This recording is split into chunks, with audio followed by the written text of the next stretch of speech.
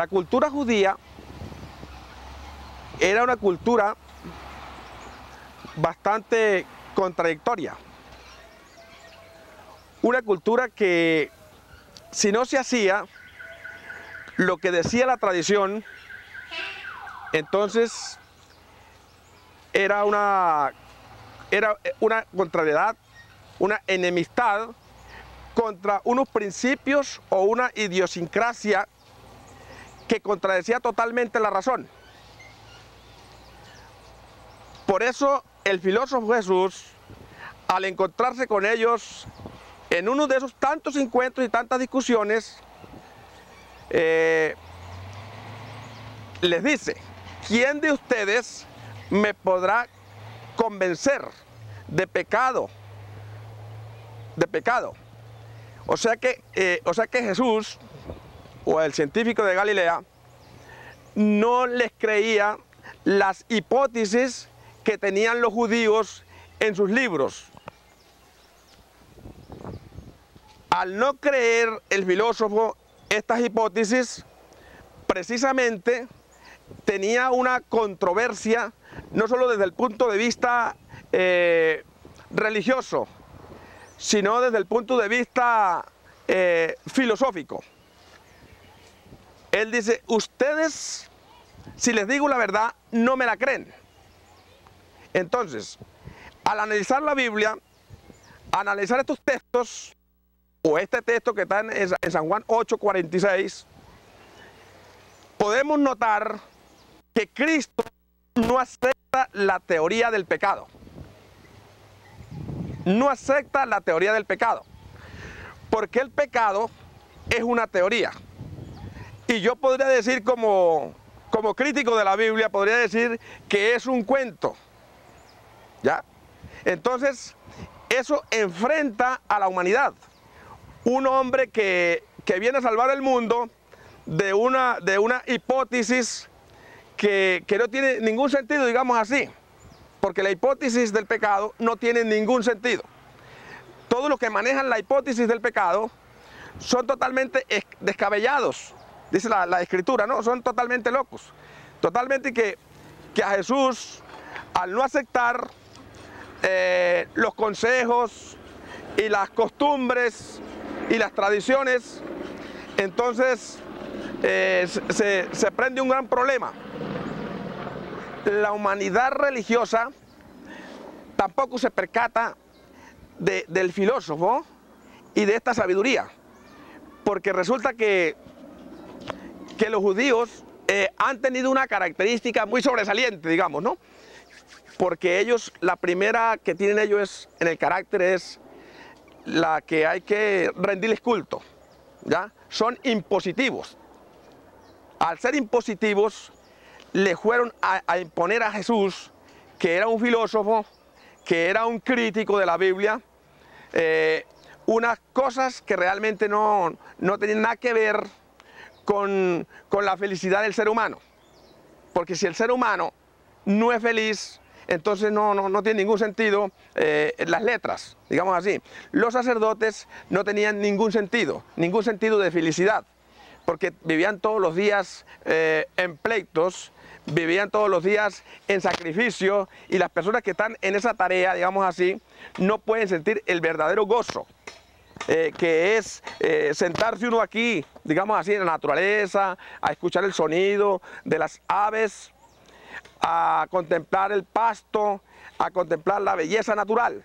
Entonces, los judíos nunca sacaban su iglesia, digamos así, a la naturaleza, a que la gente aprendiera de la naturaleza, ¿no? Como en este caso, los profetas sí lo hacían, porque ellos no solamente salían a la naturaleza, sino que también estaban en la naturaleza. Hay otra parte que es muy importante destacar en esto, que es el juicio. Jesús les dijo claramente: no juzguéis para que no seáis juzgados. Mateo 7:1. De manera que Jesús tampoco quiso aceptar esos juicios que se hacían unos a otros, ¿ya? La gente se juzgaba. Entonces, el primer punto en esta desmovilización es que la gente aprenda o que la gente sea educada para que no hagan juicios. Porque cuando uno está haciéndole un juicio a otra persona, el primer enfermo es uno, ¿ya? Y va a producir una enfermedad que se va a extender en una familia, se puede extender en un país y se puede extender en todas las culturas del mundo, como en el caso de los judíos. La crítica de los judíos ha llegado hasta aquí, hasta el Nuevo Mundo. Aquí estamos leyendo las críticas de ellos, pero no creemos en esas críticas, porque entonces nosotros también seríamos juzgados. De manera que Jesús ni cree en el pecado, ni cree en el juicio. Dos detalles: ni cree en el pecado, ni cree en el juicio. Este es un estudio que se ha hecho durante 25 años. Un análisis a estos textos, realmente, porque la humanidad entera, se puede decir ahora, y más los países civilizados, no aceptan la palabra pecado. Eso es correcto.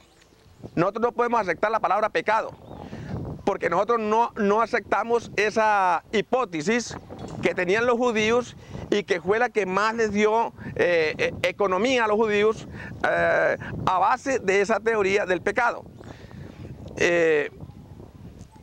Queremos seguir pensando en que lo que le venden a uno las religiones es que usted es un pecador. Eso hicieron con Cristo. Le dijeron: usted es un pecador. Y él dijo: ¿quién de ustedes me puede reeducar?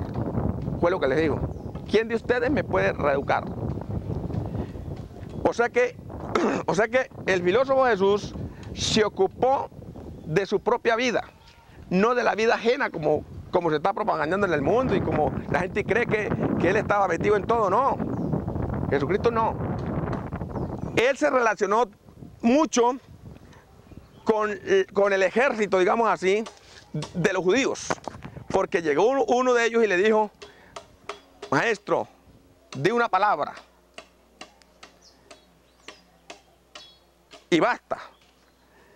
Entonces, el ejército, entonces las leyes, digamos así, sí creían en Jesús, pero creían en una palabra, porque el científico Jesús es una palabra, no es dos. Hay otro detalle en este caso. Las Escrituras dicen que recibamos la sabiduría por gracia. Y uno va al templo, y cuando está en el templo, le empiezan a cobrar. Entonces, ¿cómo así que esto es gratis? Si le van a cobrar, no es gratis. ¿Ya? Tenemos que pensar lo que estamos leyendo. Entonces, siempre estar firme en el pensamiento, no claudicar. Los judíos ante Jesús lo que hicieron fue claudicar, porque una cosa le decían un día y otra cosa le decían otro día. Entonces, así no se puede. Como dice un poeta aquí en la cultura del Nuevo Mundo: así no se puede, ¿quién se va a aguantar? De manera que es muy importante que el mundo se percate, o digamos así, el resto de culturas en la tierra, porque ya la europea, la americana y otras culturas de la tierra, pues ya están un poco empapados sobre esto.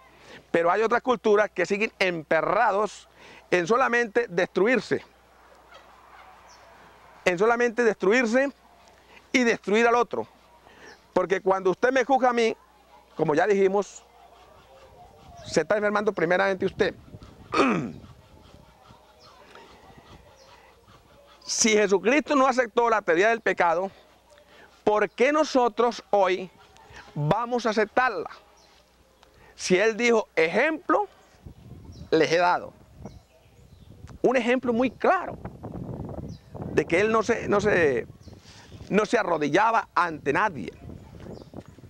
¿Ya? Y nosotros sí queremos estar arrodillados todos los días. Es que hemos pensado que si nos arrodillamos nos vamos a volver sabios. No. Una persona arrodillada nunca será sabia. Por eso hay culturas que son muy intensas en el asunto de la oración y en el asunto de arrodillarse, y lo hacen hasta 5 horas al día. Pero ellos no tienen sabiduría, porque el Señor no responde a ese comportamiento, ¿ya? Arrodillados no podemos.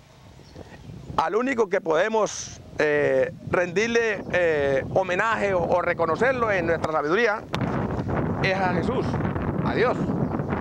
Pero reconocer es entender, porque no vamos a ver que reconocer es como cuando uno va al médico, digamos así, uno va al médico y él lo examina y todas las cosas, lo reconoce y le da una fórmula. Hay muchas personas que van al médico en el mundo y se llevan la fórmula para la casa. Así ha pasado con esto de las escrituras. La gente se ha ido a la biblioteca y ha cogido la Biblia, la ha comprado y ha cogido la Biblia, y resulta que se la han llevado para la casa y la tienen ahí guardada. La tienen por ahí en una mesa, la tienen en el Salmo 91. Eso no es así. La Biblia no es para eso, porque la Biblia es un papel como cualquier papel, y es una letra como cualquier letra, sin ningún sentido. El sentido está en que esa letra se encarne. Cuando esa letra se encarna, entonces usted se convierte en un hermano de Jesús, realmente. Pero mientras que la letra esté ahí muerta, no se hace nada, no llegamos a ningún punto. Pablo escribe una frase muy importante, y quiero citarla aquí, que es la que dice que nos ocupemos de nuestra sabiduría, traducido, ¿no? Yo traduzco el texto. Ocupémonos de nuestra sabiduría y ocupémonos de nuestra ciencia y ocupémonos de nuestro entendimiento. Y entonces llegaremos a la medida de los científicos de la Tierra. Porque si nosotros ahora en el siglo XXI no tenemos nada de ciencia, solamente un libro muerto ahí, solamente un poco de papel, que lo que está dando es como confusión, entonces eso no tiene sentido. Tenemos que llegar a ser una cultura, pero una cultura que entiende a su prójimo. Cuando yo me ocupo de mí mismo, y no es tanto por ir a traer más ovejas al redil, porque ¿para qué tantas ovejas? Las ovejas no nos salvan a nosotros. Es decir, los seres humanos que cojamos cautivos no nos van a salvar, nos van a esclavizar, porque tenemos que estar detrás de ellos allá, mire que usted tiene que hacer esto, tiene que hacer nada de eso. Los filósofos fueron enemigos totalmente de esa clase de cultura, porque hay uno que menciona, que es francés, que dice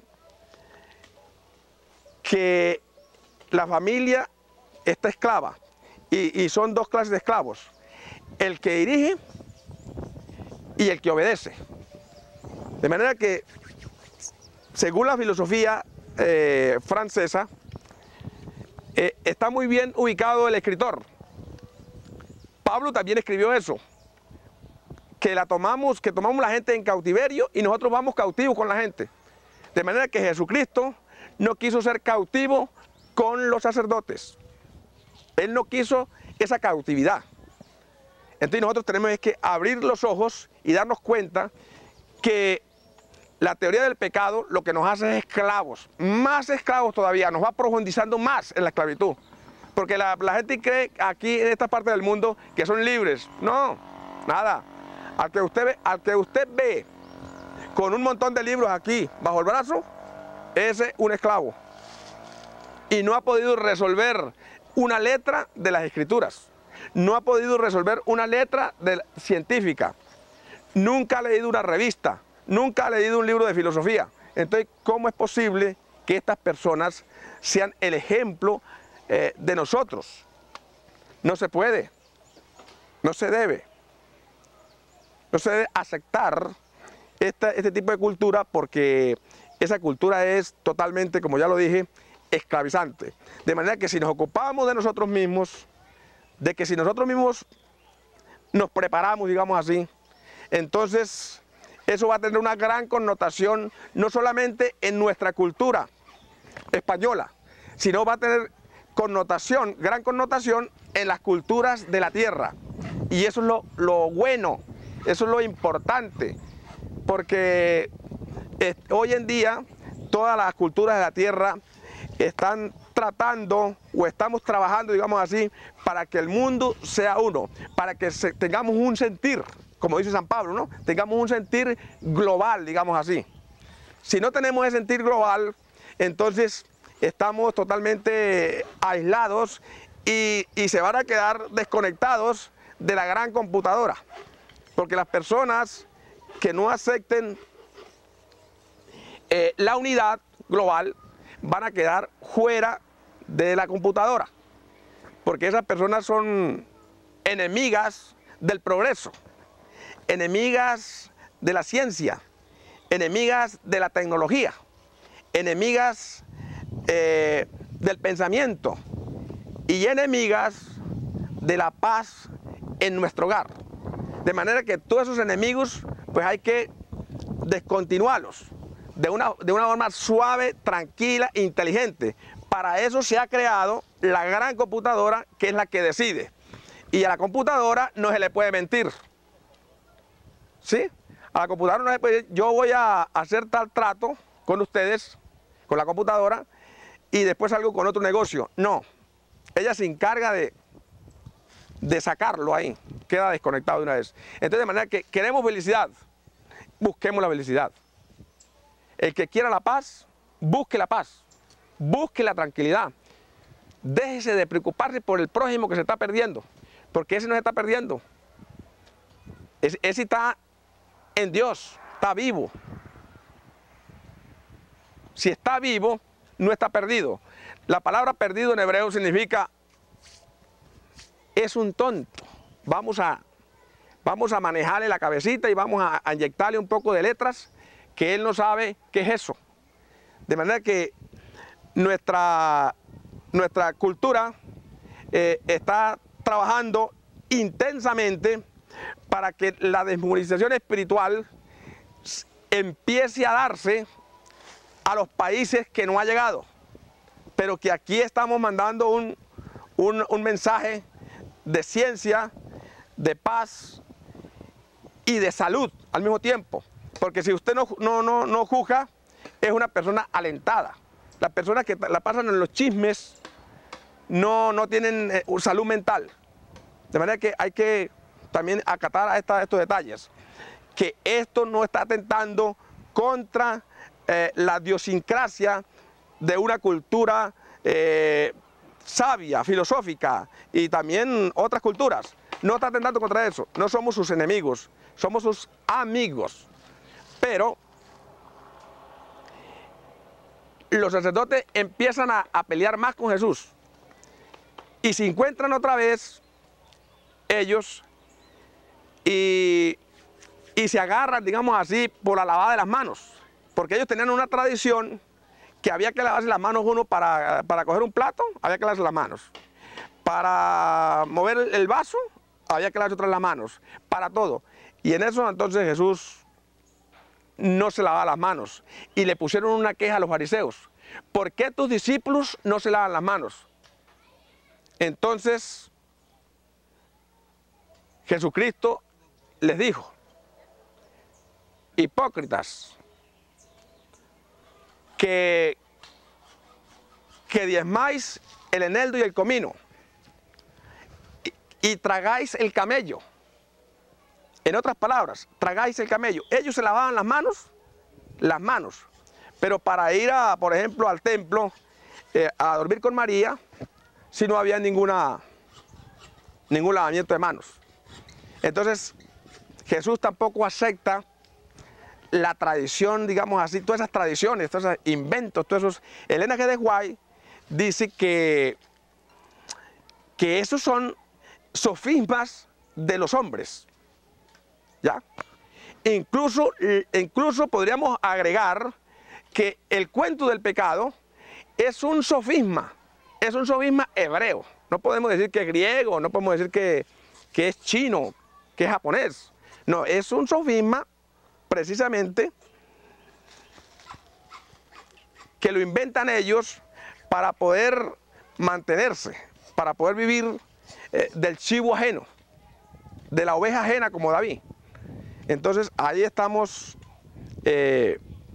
enfatizando que Jesús no aceptó el pecado.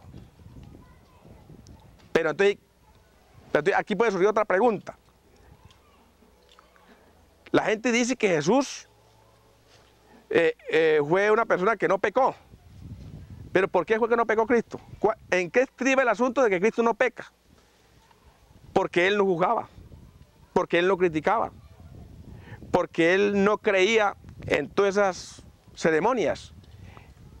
¿Por qué pecamos nosotros? Porque nosotros sí creemos en todo lo que nos dicen, en todo lo que nos traen. Todo eso lo recibimos nosotros. Y eso es malísimo, porque Jesús no creía en ese regalo que le daban. Allí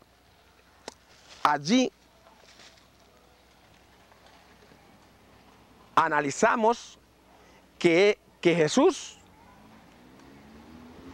no tenía nada que ver con el cuento del pecado.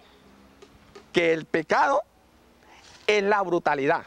Porque todos los sacerdotes esos que estaban ahí y todos esos fariseos, lo que sí se les podía leer y se les puede leer a través de la Biblia es la brutalidad. Entonces, la insensatez que había escrito el sabio Salomón, y ellos no tenían ninguna prudencia cuando iban a hablar con el científico, Jesús.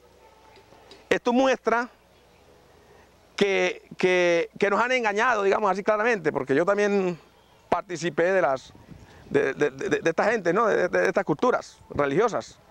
Ahora estoy trabajando para la cultura del nuevo mundo. Un mundo donde no creemos en el pecado. Un mundo donde si usted se equivoca, tiene que pagar la equivocación. Porque esto se está estableciendo así. Si usted peleó, le pegó a una persona, usted con oración no va a hacer nada.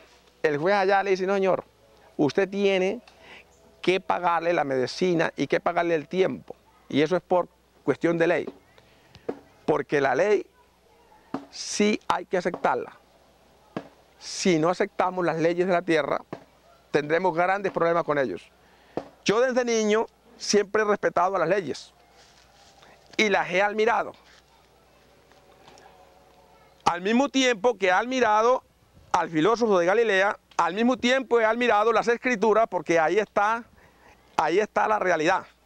Y he admirado la filosofía, porque la filosofía también tiene parte, debe ser parte de nuestra vida, la filosofía. Yo creo que la filosofía es la que nos saca de tantos problemas, de tantos engaños, de tantas teorías, tantas hipótesis hebreas, que ninguno de los fariseos pudo resolverle a Jesús. Mientras que el Galileo le resolvía todas las preguntas que ellos le hacían. La naturaleza, la ciencia es uno de los elementos muy importantes en esto, porque también refresca la mente. Es un bálsamo. El científico Jeremías dice que es un bálsamo la naturaleza. Por eso yo estoy insistiendo en el mundo natural, en el mundo del pensamiento, en el mundo de la sabiduría y la inteligencia que imparte Dios a través de todos estos medios naturales y tecnológicos. Queremos despedir este análisis filosófico realizado por mi esposo Alfonso Trigo J, también con un pequeño poema compuesto por él que lo tituló La ciencia de la inteligencia, el cual dice de esta manera: he querido degustar el sabor de la ciencia y entender a los seres humanos que viven de la inteligencia. Y me he dado cuenta que el pobre y el inculto son los elementos que usa la ignorancia para atacar al sabio, al entendido, al filósofo y a los pensantes. Por eso la tierra muestra un panorama totalmente desastroso y se escucha una gran confusión. Esta confusión que se escucha proviene nada menos que del confuso pensamiento religioso. Escúcheme toda la tierra y vean mi clamor. Analicen el comportamiento de cada división que lleva como bandera una paz solamente de labios. Sin embargo, el corazón que está lleno de grasa no puede entender nuestro anuncio. Si no buscáis a Dios y la unidad de cultura, estaréis en contiendas, en pleitos y juicios religiosos que son una amenaza para la sociedad científica y filosófica de la tierra. Buscar la inteligencia y seguir las ciencias de la tierra es la tarea a seguir para todas las culturas de la tierra. En el paraíso de Dios viven los pensadores de la tierra, mas los religiosos viven en el infierno de sus ideas, futuro económico, pereza, comodidad y destrucción, dice Jehová. La naturaleza sigue siendo un medio muy eficaz realmente para desarrollar la mente. Desarrollar el pensamiento es una tarea que nos incumbe a cada uno de nosotros. Es personal. No creemos mucho en que otra persona nos pueda llegar a educar, porque la otra persona trae su interés. En el caso de las doctrinas, el que le trae la doctrina a uno viene con un interés, y ese interés es de que se convierta en un animal, en un ser que no razona, mientras que la naturaleza nos hace razonar, nos hace pensar, nos muestra cuál es la educación que estuvo el científico Jesús y que él personalmente la buscó, la investigó, estudió y pudo llegar a ser el crítico más grande de este planeta e incluso del universo. No debemos dudar que en una hoja de estas, que para el común del pueblo es una hoja que va en proceso de estar muerta ya, ¿no? Ya está muerta. No, esta hoja no ha muerto. Esta hoja le va a dar vida a la naturaleza. Cuando usted lee la Biblia,